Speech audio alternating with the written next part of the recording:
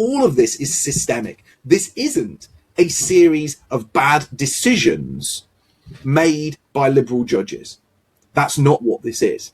This is something that is absolutely systemic. It can be found in law, it can be found in precedent, and it can even be found, as we said, in national strategic guidance handed down to police by the previous Conservative government. At that point, you realise that everything is now stacked against white Britons. Very quick message before we begin. Myself and Mark have agreed to do one-off specials every time that there's some big news events like the things that are happening right now. And as a special thank you to Mark, if you could follow him on Rumble, if you could follow him on Substack, he has basically kicked off every single platform. Whilst you're there, make sure you follow BluntClarity on both Rumble and Substack as well. I'll leave links to everything in the description below. Please check them out. On top of that, the full censored chat can be found on Spotify. However, the only place you can find the unrestricted, uncut chat will be on Substack and Substack alone. Please check it out. This will help support the show and it will enable this type of content to keep going. Really, really do appreciate it, honestly. If you are enjoying this type of content, make sure you leave a comment below. Anyways, that's enough from me. I hope you enjoy.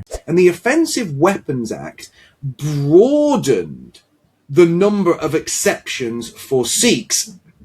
Now, the Offensive Weapons Act made it an offence to carry weapons like knuckle dusters, throwing stars, and zombie knives, but not just to carry them, but to even possess them within your own home. So if you were in possession of these items, not in a public place, but even in your own home, you could be found guilty of a serious criminal offence. But the Offensive Weapons Act broadened the protection for Sikhs, allowing them to continue to carry their daggers, but also to own, carry, and to give at religious ceremonies large curved swords. So these two acts of parliament carve out these massive exceptions that allow Sikhs to do things that white Britons simply aren't allowed to do. Allow Sikhs to possess, carry, and gift these weapons, which range from small kirpans, which are these little knives that Sikhs wear around their necks on a cord, to possessing large Shastra daggers, which is the murder weapon in the Henry Nowak case. It's the weapon Vikram Digra used to stab Henry Nowak. And for people to understand this, we have to make it clear exactly what this is. This was a knife around 21 centimetres in length, that's over 8 inches, that Vikram Digra was openly wearing in a sheath attached to a belt. It was publicly visible on his person. But they're also allowed to possess these large curved swords, and they're allowed to use them in religious ceremonies. Now, both these pieces of legislation, the 1988 Criminal Justice Act and the 2019 Offensive Weapons Act, were both passed by Conservative governments. And the latter was passed when Kemi Badenoch was an MP, and she voted in favour of that. So she's now running around telling people that, we need to examine these things. How did this come about? She wants to be the anti-woke crusader who looks at these pieces of law and says, how did we get here? Well, we got here because you voted for it. Because the party that you're the leader of voted for these two pieces of legislation. But the other important thing, that these two pieces of legislation are linked. So that's part one. Part two is the way the police treated Henry Nowak when they arrived at the scene of the crime. So the first piece of information is that Vikram Digra was legally allowed to carry the murder weapon that he used to kill Henry Nowak. That's the first thing. The second thing is, how did the police act at the scene of the crime?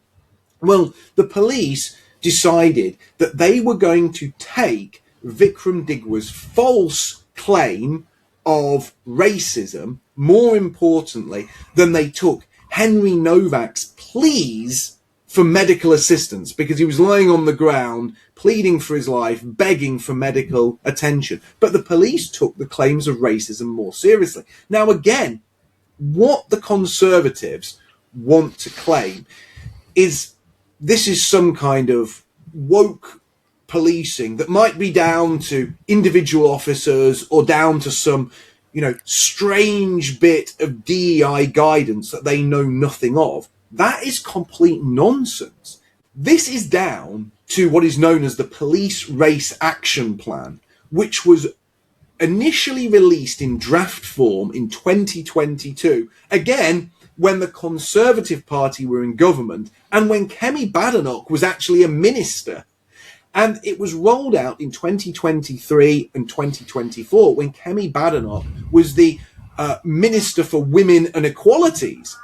And the Police Race Action Plan makes it basically binding guidance that officers are anti-racist in all that they do, and that they put a massive, massive emphasis on this zero tolerance for racism. This means, in real terms, that when police attend the scene of a crime, regardless of what is going on, they have to prioritize any claims of racism above anything else. That is not, and that's not me just making this up. I'm going to read something to you here. And this is from the Conservative Police and Crime Commissioner for Hampshire and the Isle of Wight. And Hampshire and the Isle of Wight is the constabulary where Southampton, the place where Henry Nowak was murdered, is part of. So Southampton is part of the Hampshire and Isle of Wight constabulary.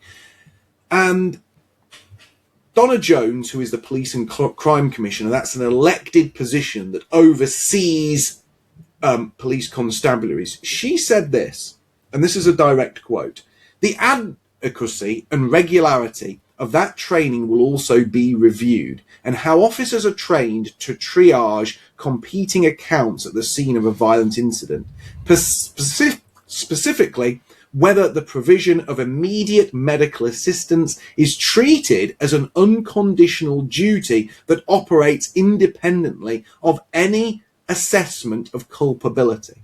So what does that mean? What she's telling you is, at the moment, immediate medical assistance takes second priority to a claim of racism. So if a white man is lying on the floor bleeding to death and police arrive at the scene, it is policy for the police to treat the victim of the stab wounds as a second priority to any claim of racism. Claims of racism are the number one priority at the scene of a crime, thanks to the Police Race Action Plan. And any officer that doesn't follow that guidance can face a disciplinary hearing.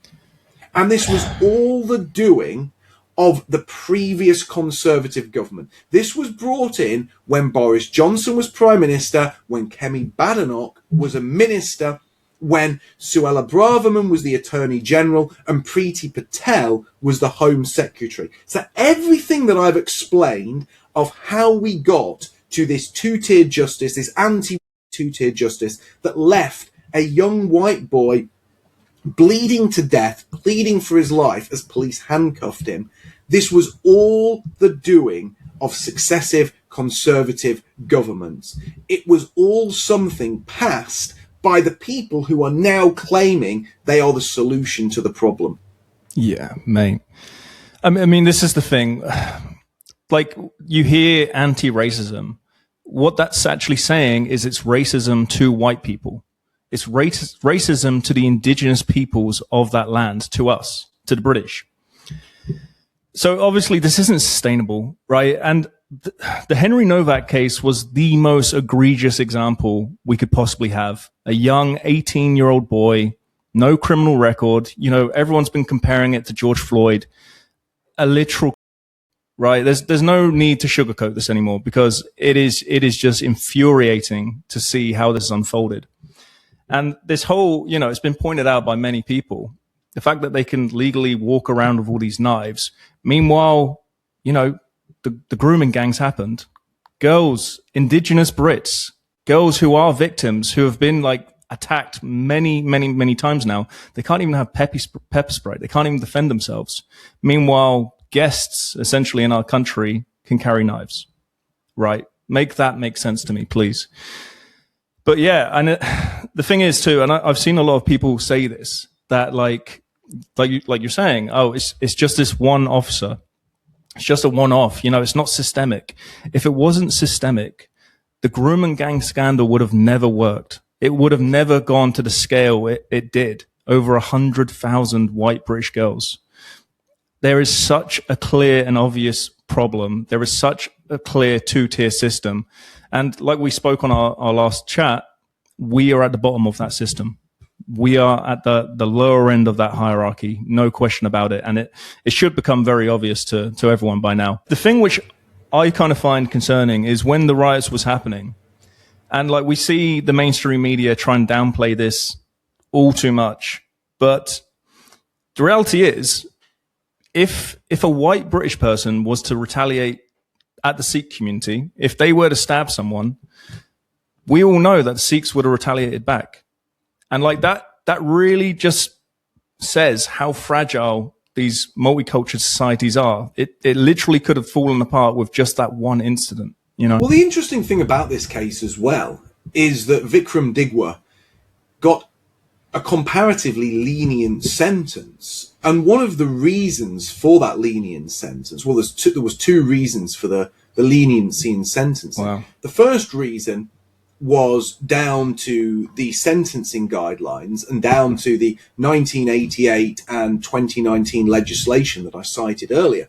And that was that the judge said it was possible, these are his words, that Vikram Digwa had, quote, a good legal reason for carrying the knife. So because he was carrying a Shastar dagger and it was sheathed and it was in a belt, visible to the public, and that is a blade that certain Sikhs claim they need to carry, and that their guru, as they call it, smiles upon them if they carry that particular blade in that way.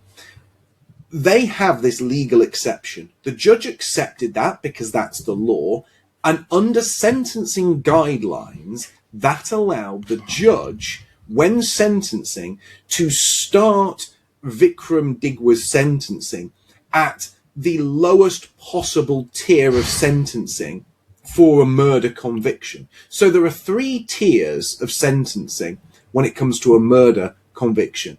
Everyone who is found guilty of murder gets a life sentence, but that life sentence begins with 3 minimum terms: 15 years, 25 years, and 30 years. Vikram Digwa's minimum term began at 15 years. He was then, he then had 8 years added onto the sentence for aggravating factors, and then 2 years subtracted from the sentence for mitigating factors, giving him a total of life with the possibility of parole after the minimum term of 21 years. However, if a white lad had, or a white man, because he was 22 years old at the time of the crime, had done that to an 18-year-old Sikh boy, it would be highly likely that the CPS would have placed a racially aggravating charge on top of the murder charge. So it would have been racially aggravated murder. Now, I say that because not only would it have been a white man killing a Sikh boy, but also you have to remember that at the scene of the crime, Vikram Digwa introduced the issue of race when the police arrived. So we know 2 things. We know Vikram Digwa stabbed Henry Nowak, but we also know that at the time of the crime, Vikram Digwa was thinking about the issue of race or ethnicity, because he introduced that at the scene of the crime when officers arrived. Now, imagine a white man stabs a Sikh boy, acts in a absolutely horrendous manner, stabs him repeatedly as he's trying to escape, climbing over fences, takes his phone, degrades him by filming the incident, then tries to interfere with evidence at the crime scene, gives a false narrative to police officers, but also introduces the issue of race. I am in no doubt that the CPS would have charged that white man with a racially aggravated offence. Now, if you are found guilty of racially aggravated murder, you get the same life sentence, but with a minimum starting point of 30 years in jail.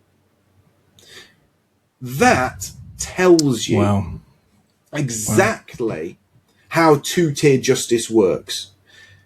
If this had been the other way around, and a white man had killed the Sikh boy and had been charged with a racially aggravated offence, which would then have seen 6 additional years added on to that, as Vikram Digra had 6 additional years added on to his 15-year minimum term, giving him the 21-year minimum term.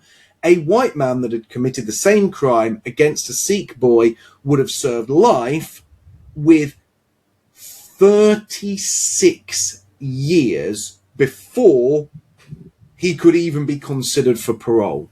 Now, that is the absolute perfect illustration of two-tier anti-white justice, because you would have had an identical crime, identical circumstances, you would have had the same degree of suffering, the same degree of victim impact to the families, but because of the supposed motivation being different, you would have had an additional 15 years added on to the sentence because the perpetrator was white. Now, all of this is systemic. This isn't a series of bad decisions made by liberal judges.